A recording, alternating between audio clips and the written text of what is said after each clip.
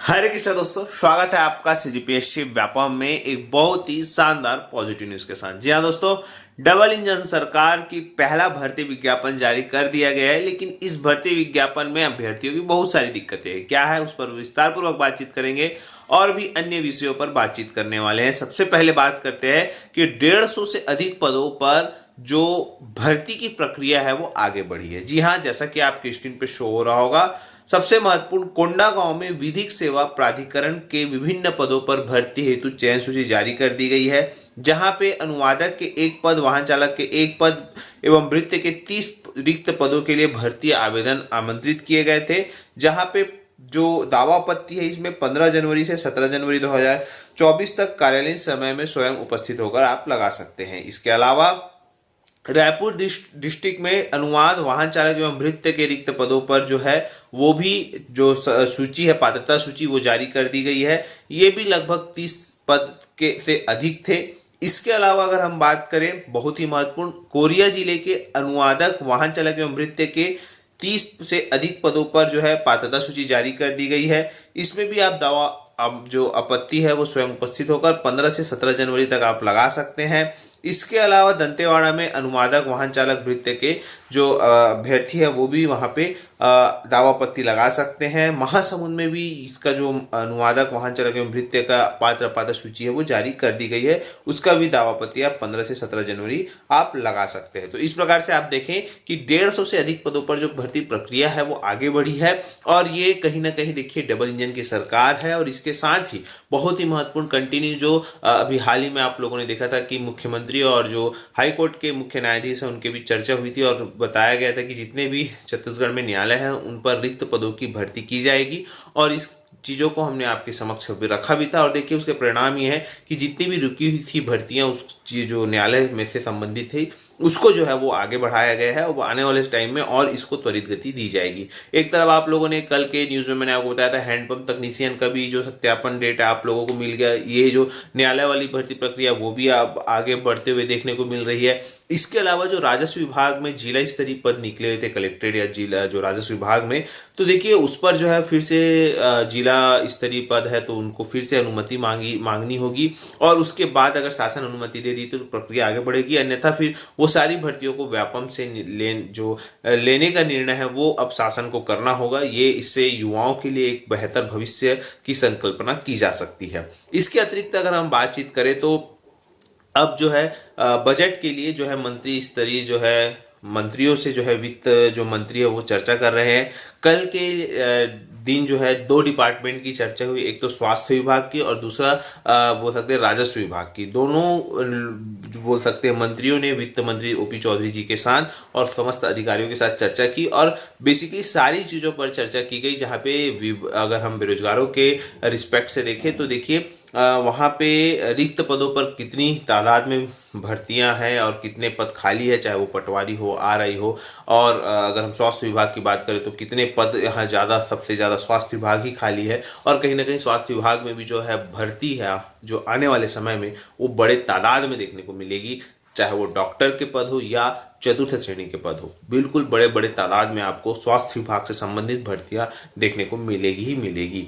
इसके अलावा देखिए अगर हम बात करें अन्य खबर की तो देखिए जो कि बहुत ही महत्वपूर्ण हो जाता है, जिस प्रकार से कल आप लोगों ने देखा कि प्रयोगशाला टेक्नीशियन और प्रयोगशाला सहायक का जो है भर्ती आया। लगभग टोटल 16 पद है, और इन 16 पद में सबसे बड़ा खेल जो खेल लिया गया वो है अनुभव का। इससे अभ्यर्थी खासे नाराज हो गए कि अगर ये ऐसी बात हो गई जो पहले से जॉब में है उसको ही आप जॉब में रखें तो ये बेरोजगारों के साथ जो है वो एक नाइंसाफी हो जाएगी। इस प्रकार से बेरोजगारों ने अपना तर्क दिया। फिलहाल देखिए जो भर्ती नियम है उसी के तहत जो है भर्ती की जाएगी, ये तो आप भी जानते हैं। इस पर कोई बोल सकते दावा नहीं किया जा सकता कि ऐसा क्यों।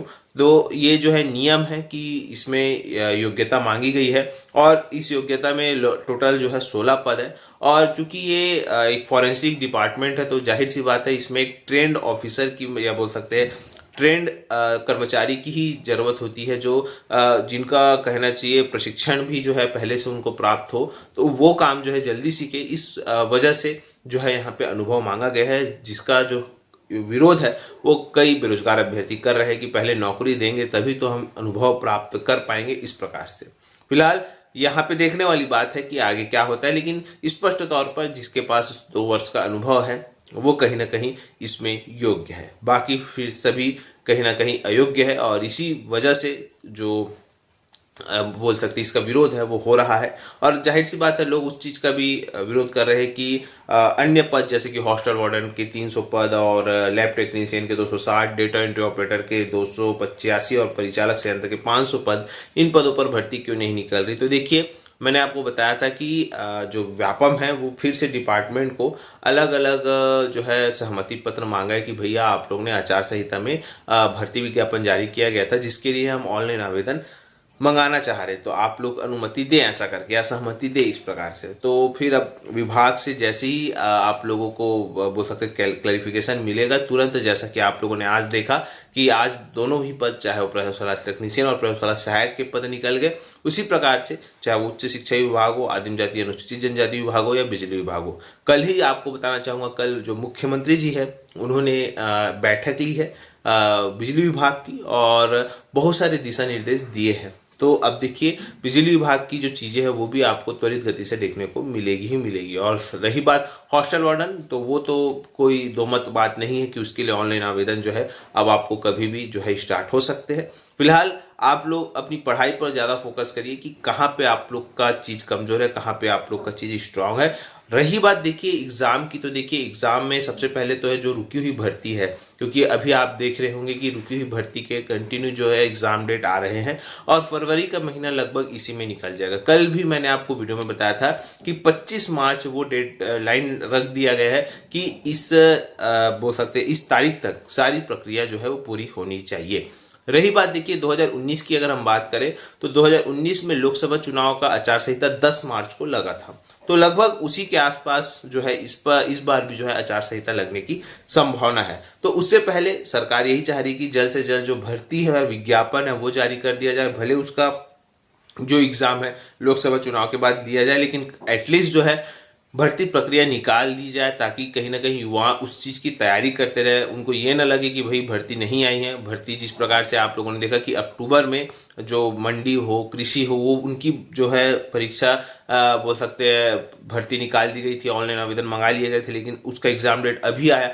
उसी प्रकार से जैसे ही लोकसभा चुनाव के लिए बोल सकते हैं आचार संहिता लगेगी उसके बाद जो है फिर एग्जाम होंगे। वैसे देखा जाए तो लोकसभा चुनाव के लिए चाहे तो राज्य सरकार अनुमति मांग के एग्जाम ले सकती है अगर भर्ती विज्ञापन जारी कर दिया गया है। तो जिस प्रकार से आप लोगों ने देखा था कि अपेक्स बैंक की भर्ती जो है वो बोल सकते हैं ले ली गई थी, तो इस प्रकार से अगर राज्य सरकार ऐसा करना चाहे तो वो कर भी सकती है। फिलहाल आप लोग से इतना ही कहूँगा कि आप लोग बिल्कुल, क्योंकि आप लोग को सीधा सीधा ये बताना चाहूँगा मई और जून 2 महीना जो है व्यापम एंट्रेंस एग्जाम प्रवेश परीक्षाओं में बिजी रहता है। तो व्यापम के पास सिर्फ आप देखेंगे तो मार्च अप्रैल जो है तक जो है बोल सकते भर्ती परीक्षा का एक शेड्यूल रहता है, तो वहाँ तक वो लेता है। उसके बाद अगर आप देखेंगे तो जून जुलाई से जो है वो फिर से जो है भर्ती परीक्षा जो है वो चालू होती है।